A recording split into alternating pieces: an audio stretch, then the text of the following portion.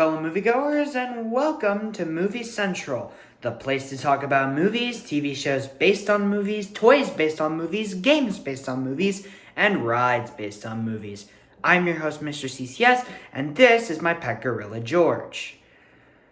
Seeing as how last week I talked about the famous vampire of Transylvania, this week I return to talk about the undead hybrid monster from Switzerland as I talk about the history of Mary Shelley's Frankenstein. Now, the history of this book is extremely interesting. It starts with a woman named Mary Wollstonecraft, the same one who stood up for women's rights in the late 18th century. Her daughter, whom we would come to know as Mary Shelley, was born on August 30th, 1797, a mere 11 days before Wollstonecraft passed away. Fast forward to 1816, where Shelley, her husband Percy, John Polidori, and Lord Byron were tasked to write the most frightening story as a challenge. After thinking it over, Shelley created a narrative where a scientist created life from the dead, and thus that was how Frankenstein was born. Published in 1818, 205 years of history surround this book. Schools teach it, and many take inspiration from it, which of course means adaptations galore. Like Dracula, there are dozens of adaptations, only a handful stand out as truly unique, including one directed by Kenneth Branagh, which, yes, I do plan to review, a stage play directed by Danny Boyle, yes, Trainspotting's Danny Boyle, featuring Johnny Lee Miller and Benedict Cumberbatch in the dual roles, and a few others. But perhaps the most famous version comes from, once again, Universal Studios, which was released in 1931, like Dracula. This is yet another film they've done that is a cultural phenomenon, and stands the test of time. But what are my thoughts? We're going to find out today. Once again, no restricted spoilers. This is the Universal classic, Frankenstein.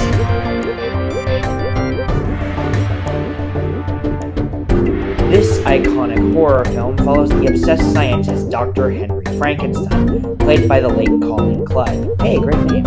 As he attempts to create life by assembling a creature from body parts of deceased. Aided by his loyal misshapen assistant Fritz, played by the late Dwight Fry, who also played Renfield in Dracula, Frankenstein succeeds in animating his monster, played by the iconic Boris Karloff, who also played the Mummy and Fritz the Grinch, but it escapes into the countryside and begins to wreak havoc. Frankenstein continues to search for the elusive being and eventually must confront his tormented creation.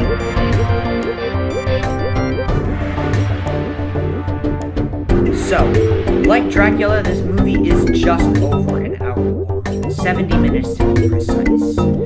I said that I wasn't truly on board with a large and sprawling story like this to be just over an hour long in film. However, I think it actually works for Frankenstein in this case. Why? Well, for a few reasons. Now, I'm gonna piss a bunch of you off by saying that the novel isn't exactly a favorite. I think it's good, but it drags on in certain places and feels really pretentious and kind of gross. Dracula never gave the vibe to me, but Frankenstein did. I wouldn't say this movie improves on the book story, but it takes elements from it and creates its own version. You can argue that in Dracula's case as well, but it took a lot less liberties than this movie. This is easily the better film, and the ballsier one at that. But I need to break down why I think this movie works and explain why I think it's a classic you should watch.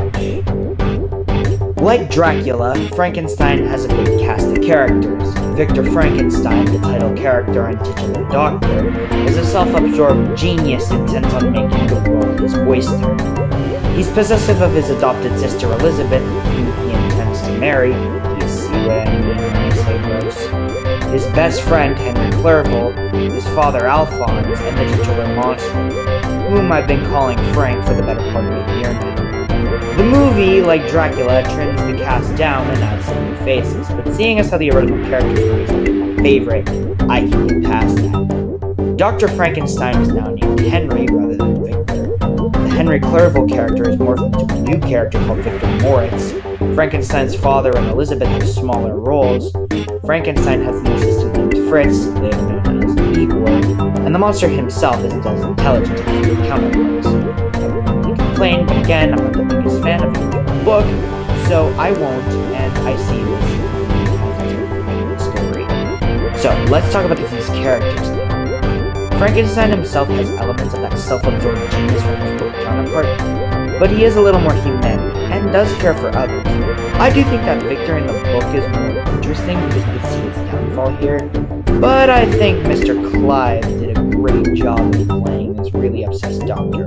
You look at this man and you see someone disturbed on the edge, always. Honestly, Colin Clive and Bela Lugosi were some of the best actors working back in the 1930s for them. As far as Fritz goes, I know he wasn't in the original book, but this was Dwight Frye's redemption after being not so great in Dracula. He was an idiot, but you understand why Frankenstein has him under his wing. He wants to help the planet. Victor in the book truly only had one friend, but giving him a few more actually gives him some more humanity, more of a reason to live with some guilt. But more on that later. Elizabeth and Frankenstein's father have elements of Victor, but they thankfully cut out the incestual part of Victor and Elizabeth's relationship.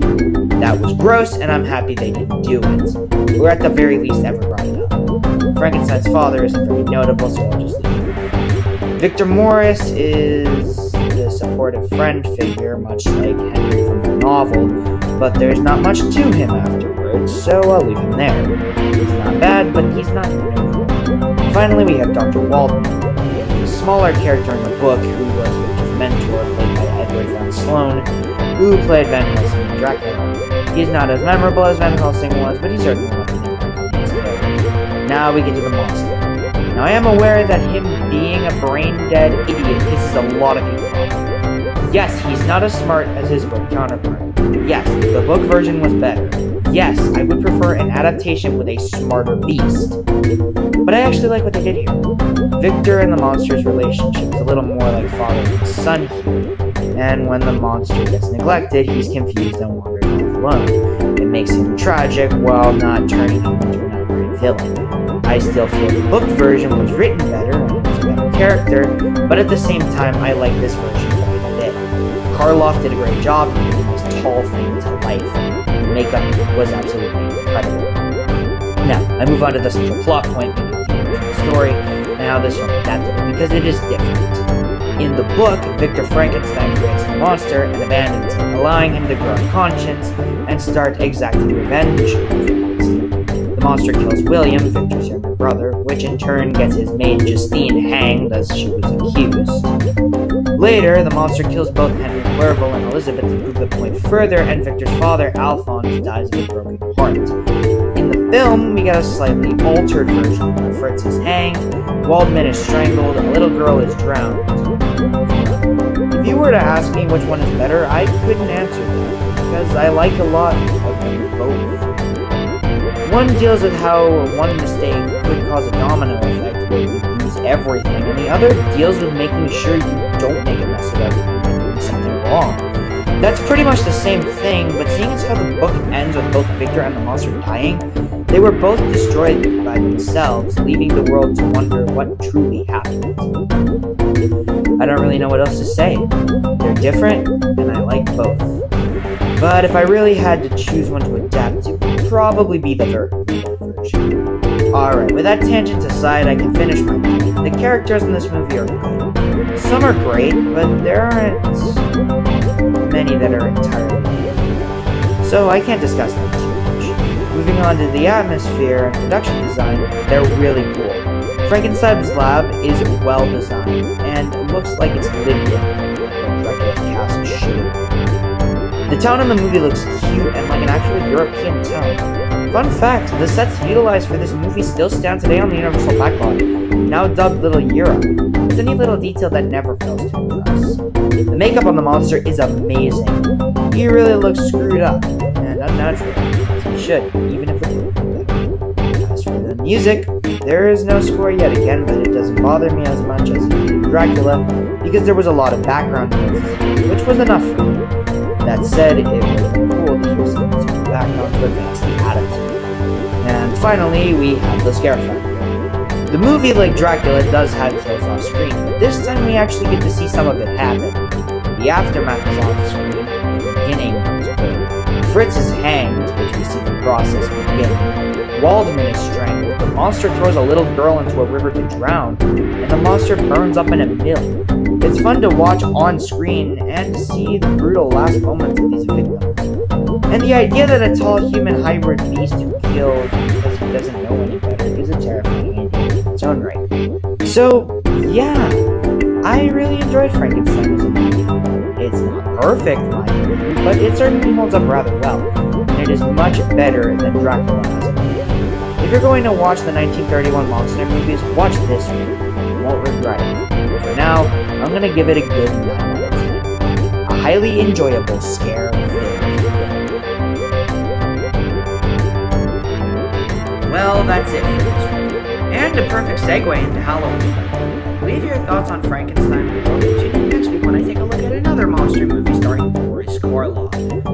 That said, my name is Mr. CCS, this is Movie Central, and that, my friends, is a wrap. See you next week, and have a fantastic Halloween.